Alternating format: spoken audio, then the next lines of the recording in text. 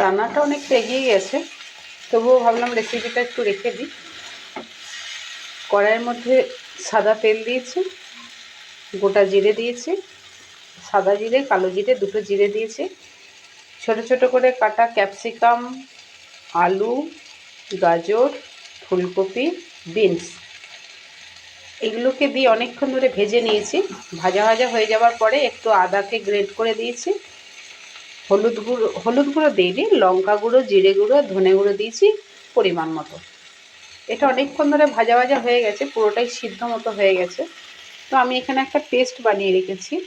এই পেস্টের মধ্যে আছে 2 চামচ আতপ চাল, গোবিন্দভোগ চাল যেটা, 2 চামচ তেল, একটুখানি দারচিনি, এলাচ, লবঙ্গ আর চীনা বাদামকে একটু কাঠখোলায় ভেজে নিয়ে খোলাগুলো ফেলে দিয়ে সেটা একসঙ্গে দিয়ে পেস্ট বানিয়েছি। এই পেস্টটা এরপর এর মধ্যে ঢেলে দেবো। আমার এটা ভাজা ভাজা হয়ে গেছে, কষাও হয়ে গেছে অনেকক্ষণ ধরে।